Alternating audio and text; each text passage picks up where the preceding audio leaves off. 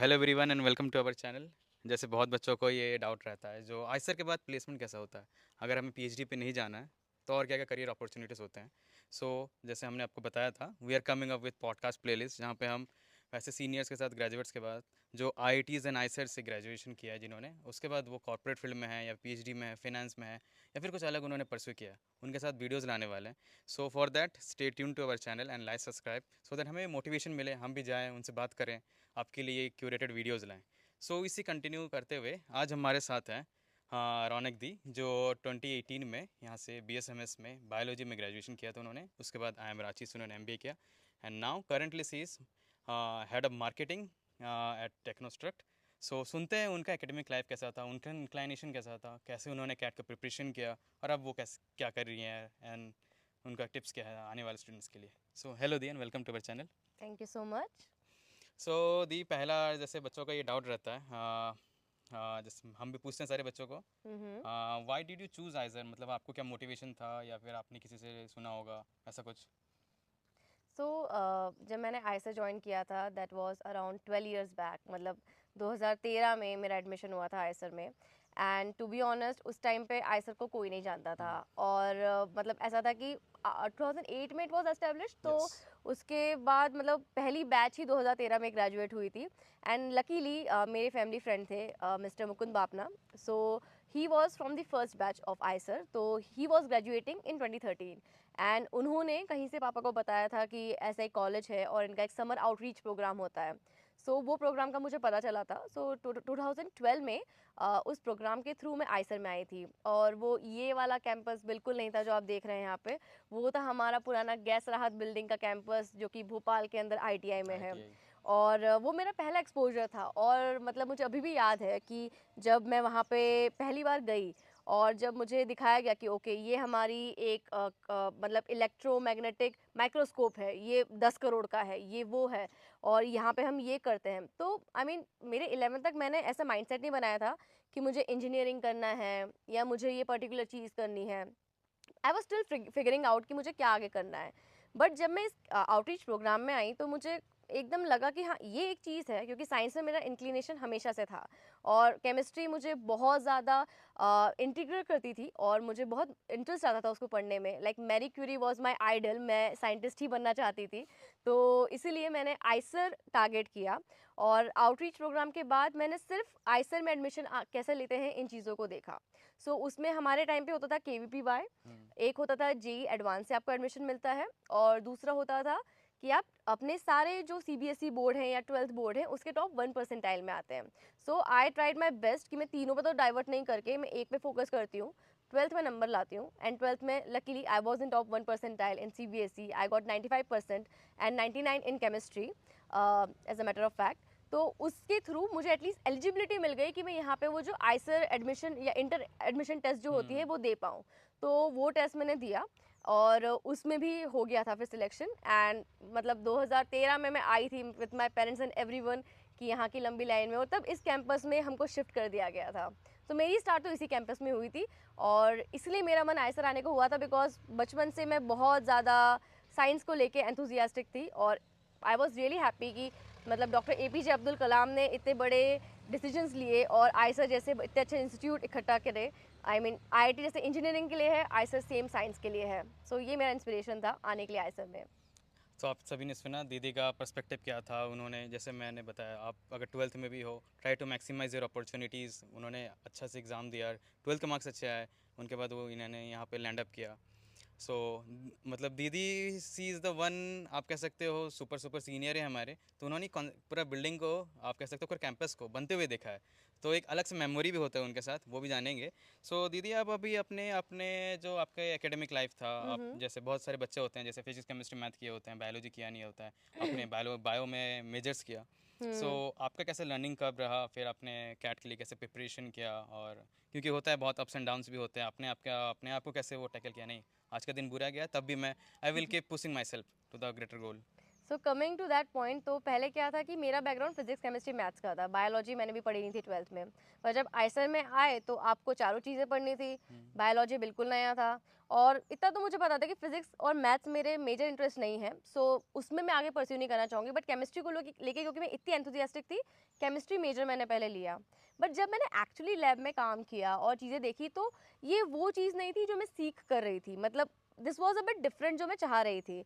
तो मैंने डिसाइड किया कि अगर ये नहीं करना है तो अभी इन चारों चीज़ों में से तो सिर्फ बायोलॉजी बचा है जो मुझे पता नहीं है कि क्या है।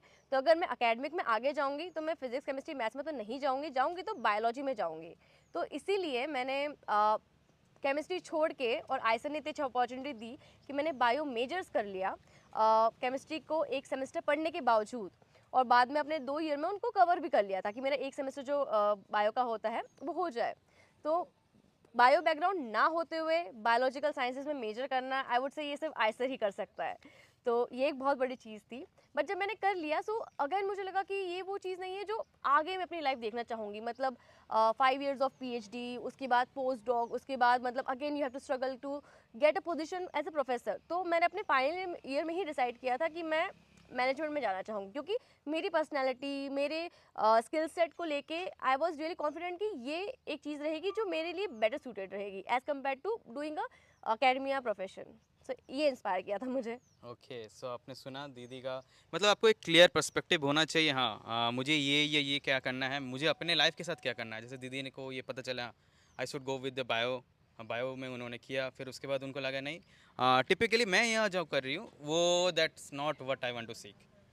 सो coming to our next question, दी फिर आपने कैट दिया, आपने एमबीए किया, सो वहाँ का लाइफ और बीइंग फ्रॉम आइसर कितना डिफरेंट होता है, क्योंकि बच्चों का ये रहता है जो हम यहाँ पे हमने किया, हमारे यहाँ का कोर्स वर्क और क्या वो डिफ़र करते हैं, हमें हेल्प करेंगे नहीं करेंगे, ओके, कुछ तो बताना चाहेंगे? मेरा तो ऐसा था कि प्योर साइंस था, बायोलॉजिकल। मतलब आई थिंक आपका डिफरेंट बैकग्राउंड रहा है, तो आप उसको एक तरह से कर पाए ट्रांसलेट अपने कॉर्पोरेट एक्सपीरियंस में। बट जो मैंने पढ़ा था लाइक प्रॉपर बायोलॉजी में, 5th ईयर में मेरा प्रोजेक्ट ड्रोसोफिला पे था। आई वॉज लिटरली डाइसेक्टिंग ड्रोसोफिलास, और उनके सेल पे मैं अपना एक्सपेरिमेंट करती थी, और वो मेरा पूरा फाइनल ईयर रहा था। पर जब मैं उसी चीज़ को कॉर्पोरेट में देखती हूँ तो वो एकदम अलाइन नहीं था मेरे फील्ड ऑफ एक्सपर्टीज से।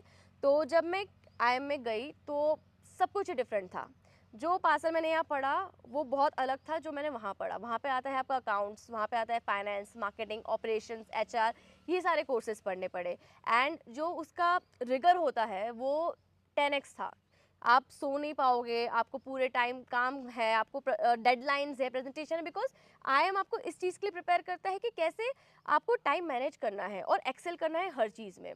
तो आइसर में मैं कहूँगी थोड़ा मेरा मतलब, इसलिए मैं इस बार इस एलुमनाई मीट में आई भी, because I was missing this so much. इतना अच्छा टाइम, इतना प्यारा टाइम गया था यहाँ पे। और जब मैं कैट के बाद IIM में गई, वहाँ पे तो सांस लेने का टाइम नहीं मिलता, बहुत मेहनत करनी पड़ती है। सिर्फ कैट नहीं, कैट के बाद भी बहुत मेहनत करनी है, और उसके बाद आपको सबसे कॉम्पीट करके बेस्ट प्लेसमेंट भी लेना है। तो वो एक अलग चीज़ हो जाती है। तो बहुत डिफरेंट है चीज़ों में। कैट का रिगर और IIM का रिगर काफ़ी ज़्यादा है। आइसर का रिगर ज़्यादा है अकेडमिक में। अगर आपको मतलब रिसर्च करना है, ये लॉन्ग टर्म रहता है, 15-20 साल आपको करना ही करना है वो चीज़, and even for longer. Yes. हाँ, सो जैसे बताया उन्होंने अच्छे से जो आईएम का लाइफ कैसा होता है, वहाँ पे जाके भी आपको एफर्ट डालना, तो रुकना नहीं है, you have to keep working hard and hard and hard. उसके बाद एक दीदी एक इम्पॉर्टेंट क्वेश्चन है जो लगता है, जो placement at IISER. So you are in the initial batch, so उस समय आपके टाइम पे कैसा कुछ प्लेसमेंट का अपॉर्चुनिटीज़ था, क्या काउंसिल था, और अभी आप जब बैक टू कैंपस इतने सालों बाद आए हो, तो अभी आपको कुछ डिफरेंस दिखता है, और you are seeing any positive changes and trends? तो काफ़ी चेंज दिखा है मुझे इस बारे में। तो जब मैं थी उस टाइम पे एक्चुअली कैट का तो लोगों ने नाम भी नहीं सुना था, कोई कैट की तैयारी नहीं करता था, IIM का कुछ नहीं था। एक सीधी चीज़ थी कि हाँ, जो भी आइसर आया है उसको PhD करना है, उसको अकेडमिया में जाना है। सो जब मेरी पूरी बैच तैयारी कर रही थी नेट की, GRE की, मैंने मेरा माइंड तो बना लिया था, तो इसलिए मैंने वो सब चीज़ें छोड़ के कैट का ही तैयारी किया। और ऐसा पीयर ग्रुप भी नहीं था जिनके साथ डिस्कस करके आप वो चीज़ें कर सकते हो। तो ये रहा था उस टाइम का ड्यूरेशन। और उसके बाद रही स्पेसिफिक। बात प्लेसमेंट तक की, तो उस टाइम पे तो placement support I don't think so था। मतलब अगर आप आईएसआर से निकल रहे हो तो आपको या तो PhD करनी है, या तो यूपीएससी देखो या कुछ और देखो, बट मतलब प्लेसमेंट का कुछ अपॉर्चुनिटी हमें यहाँ नहीं मिलता था। बट अब मैं इस बार आई हूँ 7 सालों के बाद, तो मुझे बहुत डिफरेंस दिख रहा है। लाइक आपका खुद का प्लेसमेंट आईसर के थ्रू हुआ है, यस। और 2 और हमारे एल्यूमिनाई हैं जो आईसर के प्लेसमेंट से गए, और वो कंपनीज काफ़ी अच्छी अच्छी है, बार्कलेज, नोमुरा, ये कंपनीज आ रही है, जो कि काफ़ी बढ़िया बात है। तो आई थिंक डिफरेंस आया है, और ये पॉजिटिवली आना भी चाहिए, बिकॉज पीपल नीड प्लेसमेंट, मतलब प्लेसमेंट होना चाहिए अगर कोई करना चाहता है वहाँ पे भी। तो यस, सो वही मैं आपको हर वीडियो में बताता हूँ, डोंट गेट डिसहार्टेंड। हाँ, आपको ये, हाँ, आईटीज़ का जो स्टैट्स देखते हो, हाँ, उस स्केल में नहीं है, but things are going in a positive trend. You have to be connected with, जैसे दीदी है, आप इनसे कनेक्ट में रहिए, आप जानिए क्या से मार्केटिंग ट्रेंड में होता है, कैसे कैसे अलग फील्ड्स में क्या काम करना होता है, क्या स्किल्स एक्वायर करना होता है। तभी आप जब प्लेसमेंट के लिए बैठे, जो भी कंपनी है, 1 2 4 5 जितने भी है, you should be at your best, ताकि इंटरव्यूज में आप वो निकाल सके। और दीदी थोड़ा आपके अभी प्रोफेशनल लाइफ के बारे में जानना चाहते हैं, क्योंकि मार्केटिंग ऐसा फील्ड है, लोगों को एक्साइट तो करता है, लेकिन इन डे पे आप जैसे अब इतनी बड़ी टीम को आप लीड भी करते हो, तो what are your daily schedule, आप कैसे चीज़ों को कंस्ट्रक्ट करते हो और ऑपरेशंस कैसे करते हो आप? सो मैं थोड़ा ब्रीफ बैकग्राउंड बताती हूँ कि आईएम के बाद भी क्या रहा। तो मेरा कॉलेज प्लेसमेंट हुआ था इंडिगो पेंट्स में, एंड वहाँ पे मुझे अपॉर्चुनिटी मिला था एमएस धोनी के साथ काम करने का। आई शेयर द पिक्चर, वो भी आप दिखा सकते हैं अपने व्यूअर्स को। Yes yes. So that was actually amazing thing, मतलब जस्ट स्टार्ट होते और साल में 3 बार धोनी से मिलना वाज, तो मतलब ग्रेट आप सब थिंग। समझ सकते हैं कि क्या बढ़िया बात होती है। तो वो मेरा एक्सपीरियंस था। बट उस टाइम मुझे ये फील हुआ कि मैं इतनी बड़ी कंपनी में एक छोटी सी चीज़ कर रही हूँ। सो उस समय मैंने एक कॉन्शियस डिसीजन लिया कि मैं हर चीज़ पूरी देखना चाहती हूँ मार्केटिंग की, ताकि मैं आगे नैरो डाउन कर पाऊँ कि अच्छा मुझे इस पर्टिकुलर मार्केटिंग फील्ड में जाना है या कोई दूसरी वाली में जाना है। मैंने इंडिगो पेंट्स के बाद एक स्टार्टअप ज्वाइन किया which was Sarathi. 2 years I was there with Sarathi, और वहाँ पे मैंने स्क्रैच से सब कुछ किया था। मतलब मैंने वहाँ पे टीम पूरी हायर करी खुद से, अपनी मार्केटिंग डिपार्टमेंट खुद से बनाया, और कंपनी उस टाइम पे जस्ट स्टार्ट हुई थी। तो उनका ब्रांडिंग, उनका वेबसाइट, उनका सोशल मीडिया चैनल्स, उनके क्या मैसेजिंग होनी चाहिए, उनका what should be the product positioning, target audience को कैसे टारगेट करना है, और क्या क्या चीज़ें होनी चाहिए, सारा लेआउट मैंने कहा वहाँ पे एस्टैब्लिश किया था। और सेम चीज़ मैंने आगे परस्यू की। तो आगे भी मैं जिन स्टार्टअप्स में काम करी, इवन टेक्नोस्ट्रक अकेडमी, यहाँ पे I take care of everything. मतलब यहाँ पे हमारा डिजिटल मार्केटिंग होता है, पेड मार्केटिंग होता है, आपका ब्रांडिंग होता है, ब्रांड स्ट्रेटजी होता है, प्रोडक्ट मार्केटिंग होता है। ये बहुत बड़े बड़े चीज़ें हैं जो डाइवर्स चीज़ें हैं मार्केटिंग की। तो this is all which I manage right now. और मल्टीपल एजेंसी से काम करना, सीईओ के साथ काम करना, डायरेक्टली मैनेजमेंट और बड़े बड़े प्रोफेशनल्स के साथ काम करना, ये चीज़ें मैं करती हूँ अभी। वाओ, नाइस, नाइसली एक्सप्लेन भाई दीदी। और आपको इससे और एक दीदी ने बहुत इंपॉर्टेंट पॉइंट को कवर किया, दैट बहुत लोगों का ये डाउट रहता है, मैं स्टार्टअप में काम करूं या फिर बिग एमएनसी में काम करूं। ये पॉइंट भी दीदी ने बहुत अच्छे से एक्सप्लेन किया। So the freedom and the responsibility which differs in both the, आप कह सकते हो, स्टार्टअप और in big MNC. So coming to our very last question, दी आपका ऐसा कुछ स्पेसिफिक सजेशंस हो जो बच्चे अभी जेई का प्रिपरेशन कर रहे हैं या फिर आईसर के लिए एडमिशन लेना चाहते हैं, और उन बच्चों के लिए भी जो यहाँ पे आईसर में है और फाइनल ईयर प्लेसमेंट के लिए तैयारी कर रहे हैं या फिर कैट के लिए तैयारी कर रहे हैं, वो अपने टाइम को कैसे कंस्ट्रक्टिवली उसको करें और थॉट प्रोसेस कैसे रखें, ताकि उनको भी ये समझ आए, हाँ मैं मुझे ये करना है बोल के। सबसे पहले तो मैं ये कहूँगी कि बाहर चीज़ों को जानने से बेटर है खुद को जानो, कि क्या आपके स्किल सेट हैं, क्या आपकी स्ट्रेंथ्स हैं, क्या आपकी वीकनेसेस हैं, आप किस चीज़ में बेटर हो, क्या चीज़ें आपको प्रोवोक करती हैं, क्या चीज़ें आपको एक्साइट करती हैं, किन चीज़ों में आप बेस्ट परफॉर्म कर सकते हो। ये चीज़ें बाहर तो होती हैं, पर कई बार ना हम खुद को जानना भूल जाते हैं। यस। तो self analysis is a very important thing, जो मैं कहूँगी कि आप सबको करना चाहिए। देखिए कि क्या आप पीएचडी लाइफ करना प्रेफर करेंगे, क्या आप वो हैं जो लैब में बैठ के डेडिकेटेडली रिसर्च कर पाएंगे, या फिर आपको लोगों से बात करना पसंद है, आपको लोगों के साथ मैनेजमेंट करना पसंद है, आपको चीज़ें मल्टीपल टैकल करना पसंद है एक टाइम पे, आप बाहर जाना पसंद करेंगे। तो इन कुछ चीज़ों को थोड़ा फोकस में coming to our very last question, so दी अभी जो बच्चे जेई का प्रिपरेशन कर रहे हैं, जो अभी आईसर आने आने वाले हैं, या फिर वो बच्चे जो अभी अपने 3rd ईयर 4th ईयर में हैं, जो अभी डिसाइड नहीं कर पा रहे हैं मुझे कैट करना चाहिए या फिर मुझे प्लेसमेंट के लिए जाना चाहिए, या फिर वो बच्चे भी जो अभी आईएम्स के अंदर, क्योंकि आपने आईएम में भी आपका लाइफ था, सो उनको कुछ आप टिप्स एंड टेक्निक्स देंगे ताकि उनको वो बेटर रहे, स्किल्स एक्वायर करे अच्छे से इन ए पॉजिटिव वे और कंस्ट्रक्टिव वे में अपना टाइम स्पेंड करें यहाँ पे? सो आई वुड से कि सबसे पहले खुद को जानना, खुद के स्किल्स जो हैं, खुद के स्ट्रेंथ्स जो हैं उनको जानना, और ये समझना कि कहाँ पे आप बेटर कर सकते हैं। क्या आपको लोगों से बात करना पसंद है, क्या आप आउटगोइंग है, आपको चीज़ें जानना पसंद है, तो आप मैनेजमेंट साइड में जाएं। या फिर अगर आपको लगता है कि आप एक जगह पे फोकस होकर काम कर सकते हैं, आप डेडिकेटेडली इतना इंटरेस्ट दिखा सकते हैं कि उस चीज़ को परस्यू करके भले ही वो चीज़ टाइम ले बट आप में इतना पेशेंस है कि आप वो कर पाएँ, तो उस तरह से आप पीएचडी या एकेडमिया में जा सकते हैं। बट सबसे बेहतर रहेगा कि खुद की एबिलिटीज़ खुद को पता होनी चाहिए। कई बार हम बाहर की चीज़ों को देखते हैं बट हमारा स्किल सेट खुद से इंट्रोस्पेक्ट करना हम भूल जाते हैं। So that is the thing that I would want to say to everyone who is watching this कि प्लीज़ अपनी स्किल्स को खुद जानो, क्योंकि आपसे बेहतर आपकी स्ट्रेंथ्स को कोई नहीं जान सकता। और उसके बाद रही बात कि आगे प्रिपरेशन कैसे करना है, तो डेडिकेशन तो हर चीज़ में चाहिए, डिसिप्लिन हर चीज़ में चाहिए। ऐसा नहीं है कि सोच लिया और हो गई चीज़ें, एफ़र्ट आपको बहुत करने पड़ेंगे, उसके लिए टाइम आपको खुद निकालना पड़ेगा। देखिए ये होता है कि जो बचपन में बोलते थे ना कि अभी थोड़ी मेहनत कर लो बाद में आराम करना, वो कभी कभी थोड़ा सही भी होता है। तो एक बार स्ट्रेच मार के कर लो मेहनत, बाद में जब रिजल्ट आएगा तो आपको उसका फल मिलता रहेगा। तो मेहनत करो और चीज़ें देखो, और सबसे पहले जागरूक रहो चीज़ों को लेके।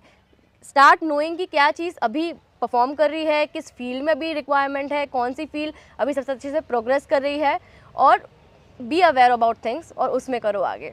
यस। और जैसे रही बात अगर मैं आइसर की कहूँ, तो मेरे सामने ये पेड़ जो है ना, ये ऐसे छोटे छोटे से लगे हुए थे, और अभी मैं 7 साल बाद आई हूँ तो सब ये बड़े। बड़े हो गए हैं और पूरे कैंपस अब इतना हरा भरा हो गया है। काफ़ी अच्छा लगा है आके, क्योंकि मैं जब थी तब आधा कैंपस भी नहीं बना था और सारी ईंटें रखते हुए देखा है मैंने। उसके बाद अभी जो बना है इट्स अमेजिंग, और आइसर से बेटर कैंपस मुझे तो नहीं लगता कोई है इंडिया में। यस, सो जैसे दीदी ने बताया कैंपस टूर भी हमारे वीडियो में आने वाले हैं, हाँ, जिसमें हम पूरा दिखाएंगे। अब देखो जैसे दीदी ने बताया, उन्होंने वो स्टार्टिंग फेज़ में देखा, हाँ, उन्होंने जो एफर्ट डाले उसका बेनिफिट हमें मिला, और हम जो एफर्ट डाल रहे हैं वो हमारे जूनियर्स को मिलेगा। So it is a learning process. आप अपने आप को भी देखो, आप किस फील्ड में जाना चाहते हो, और कनेक्ट करो अपनी सीनियर के साथ, be open to them, and keep doing hard work also, क्योंकि आप अगर हार्ड वर्क ही नहीं करोगे तो आप किसी फील्ड में भी जाओगे, फिर वहाँ पे आपको फेलियर मिलेगा, फिर आप डिसअटेंड हो जाओगे। So with this we come to the end of this podcast, and thank you दी thank you for. So much. और अगर किसी को कनेक्ट करना है तो मेरा लिंक्डइन का लिंक कुणाल डाल देंगे यस। डिस्क्रिप्शन में, तो you can reach out to me on LinkedIn and stuff, and I will be very much happy to help out my juniors, people from ICER, because it's a legacy and I want to continue it further. Yes, so keep connect with me and दीदी का profile मैं नीचे डाल दूंगा। And आपको अगर वैसे और भी अलग अलग कंपनीज, अलग अलग डाइवर्स फील्ड के अंदर जो सीनियर्स हैं कैसे परफॉर्म कर रहे हैं, क्या कर रहे हैं, उन्होंने अपना पाथ कैसे डिसाइड किया, तो do comment in that, and with this we wrap up. Thank you. Thank you so much.